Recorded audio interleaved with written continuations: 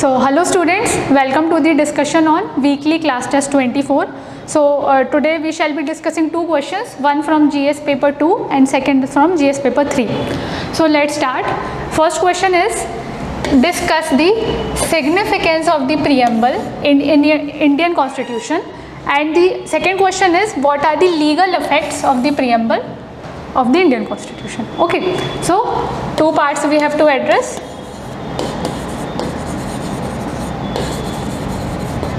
Two parts we have to address. First part, in first part you have to write the significance, okay, and in second part you have to discuss the legal effects, the preamble. Okay, so basically this will be the structure of your answer. So let's start with the intro. You can write introduction, simple introduction about preamble, that no, it is called as introduction or preface of Indian constitution. Either you can write in this way or you can write about the objective resolution, its relation with objective resolution by Jawaharlal Nehru. In any way you can introduce your answer about the preamble. Okay, now talking about the significance of preamble. So in significance, 4-5 points we can discuss. First significance, what you can write, that no, it lays down the philosophical foundation of the Constitution of India. Why I am saying philosophical foundation? Because the values like liberty, equality, fraternity, these all are the values on which the Constitution of our India is based. So we can say that it lays down the philosophical foundation. And one more thing, when you are writing about the answers of these static topics, no, so there are many politicians. I think when you read Lakshmikant, no, so there are many quotes of the various politicians or the people from freedom struggle. So you can quote the lines of those politicians. For example, I am quoting about famous personality Alladi Krishnaswamy Iyer. So what he told, that no, the principles which are mentioned in the preamble of India, these are exactly what we dreamt of. So the principles what we actually dreamt, that these the constitution should be based on these principles, but the principles mentioned in the preamble are the same. Okay, so you can write about this philosophical foundation. Now second, you can write that preamble acts as the guiding light for India. Why I am saying it as a guiding light? See, some of the principles like principle of socialism, which you can relate with the concept of welfare state. So this is the main goal of India, right? So basically we can say that it acts as guiding light for our country.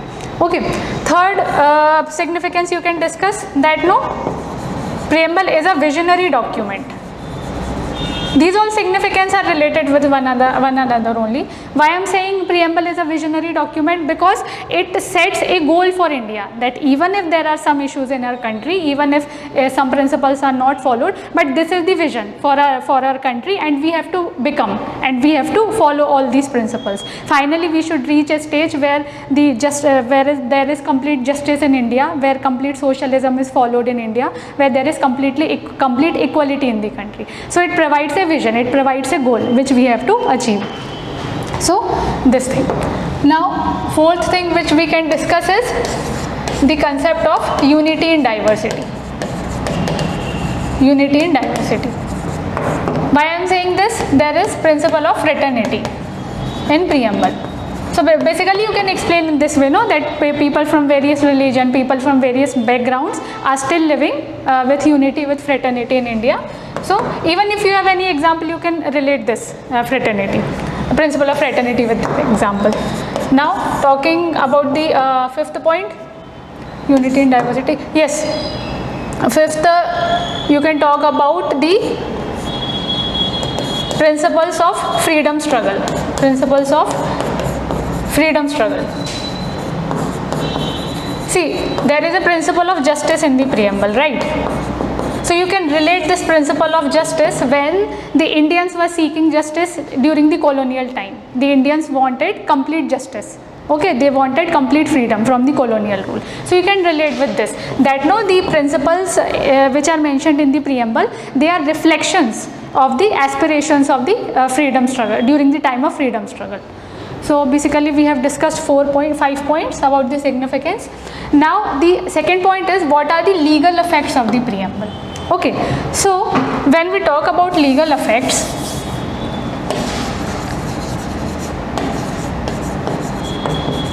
so first thing we will discuss is whether preamble is legally enforceable or not. Okay, we are talking about legal effects. So it is not legally enforceable.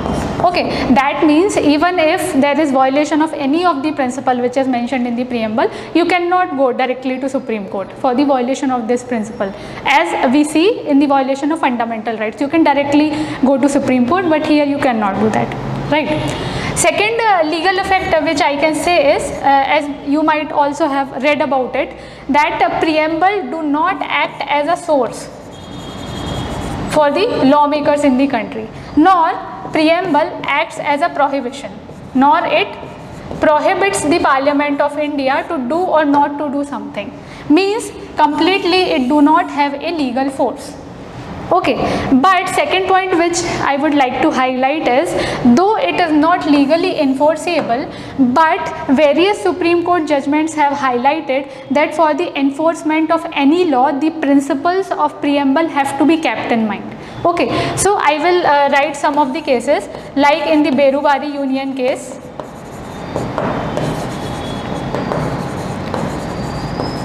in the Keshwananda Bharti case, and in the LIC of India case. In all these three cases, it was highlighted that though preamble is not legally enforceable, but while during the implementation of any policy or any law in India, these principles have to be kept in mind. Okay, so basically we have discussed both the parts of the question, and yes, coming to the conclusion. So see, simply you can conclude the answer that the principles in the preamble are the reflection of the will of people, and as preamble is a visionary document, it will lead India towards the path of growth and development and towards an inclusive society. You can write these all keywords there. Okay, so I think we addressed this question. Now coming to question from GS paper 3. So the question is on depository receipts. The question is, what are depository receipts? Second is, this is the first part. Second is, how are the depository receipts issued?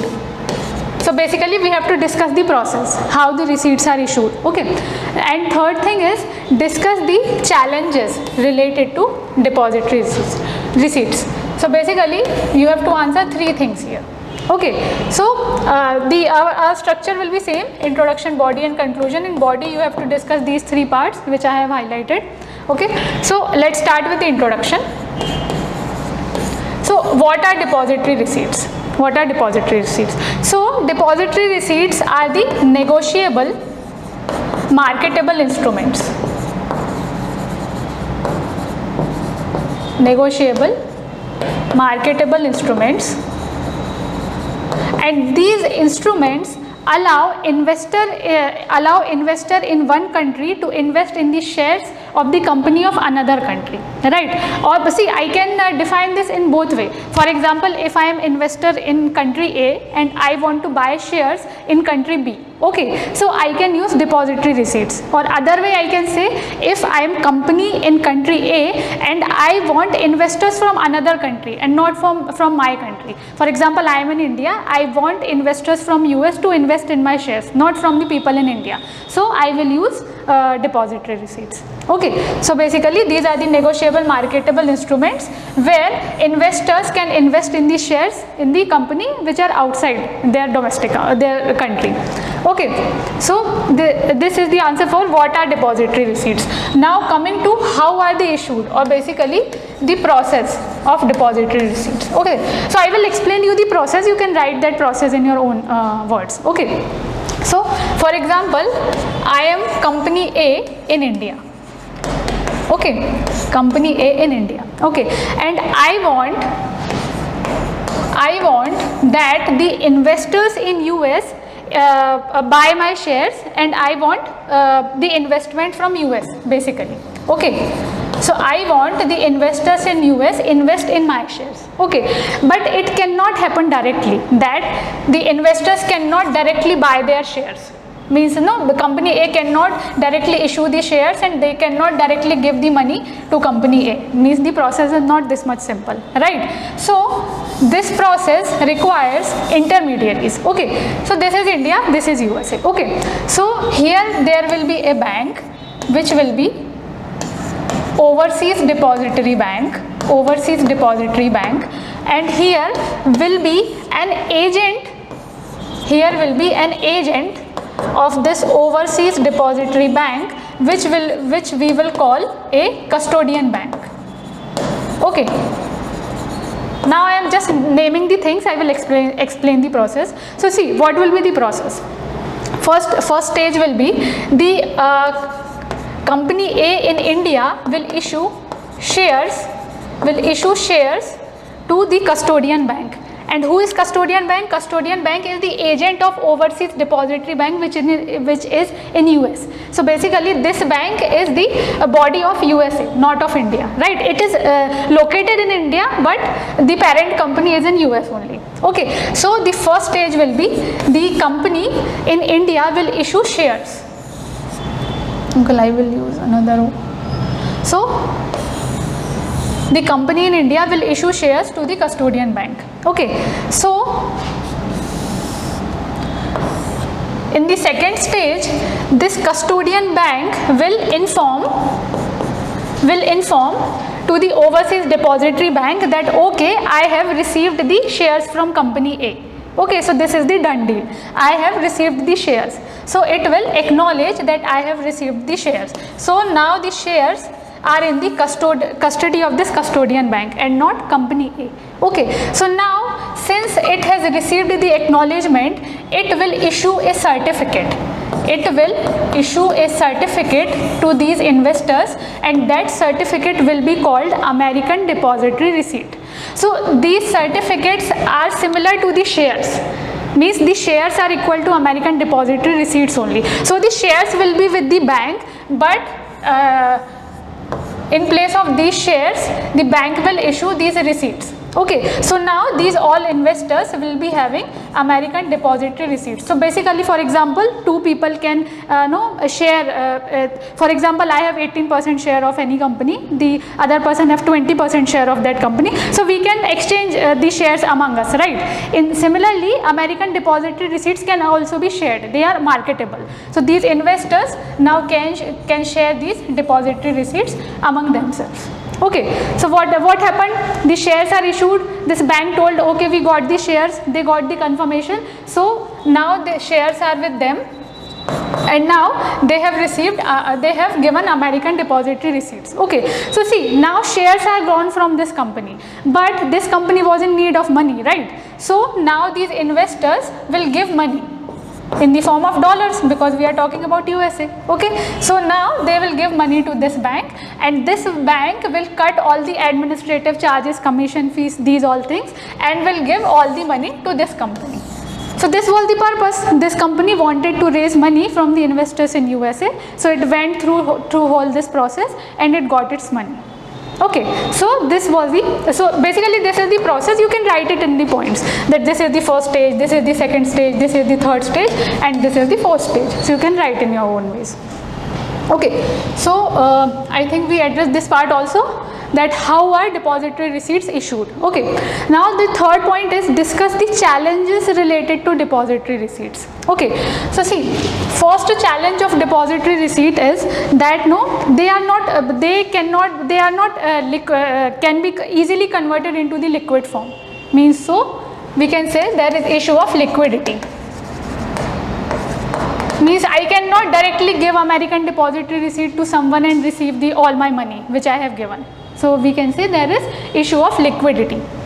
Second, what I can say is that see, since this Overseas Depository Bank has got all the shares and now it is giving money to the company in India, but there is a risk of currency, right? Whether the currency is appreciating or depreciating. So there will also always be a currency risk. That though the company in India is receiving all the dividend, but if there is currency risk, so there will be risk for the company, right? Third thing, see, the ADRs which are with the investors, the value of this ADR depend on the shares of the company which is India, right? So if there is any issue, if there is any financial crisis, if there is any recession or political instability, the value of these shares will be affected, right? And if the value of these shares is affected, the value of ADR will be affected. Okay, so there will be risk for investors also. Okay, so we can write there will be economic risk for the investors.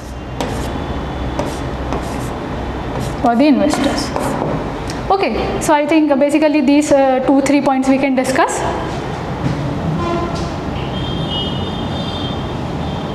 And yes, talking about the conclusion, no? So when we talk about conclusion, so you can write that even though there are some issues with the depository receipts, but see, basically what is happening, no? A company, a very small company which is in India, if it is trying to raise money from the investors in US, so basically it got listed on the stock market of US. So this very small company got a global recognition because it is now listed in very big stock market in the world. So basically it improves the stature, the credibility of any company, so that in future times the investors can invest in the shares of this company. So basically it improves the legitimacy, the credibility of any company, it improves the flow of investment. And see, if the small companies in India are growing, so basically the investment is growing, the growth and development is happening. So in this way you can conclude your answer. Okay, so I think yes, that's it from my side. Thank you.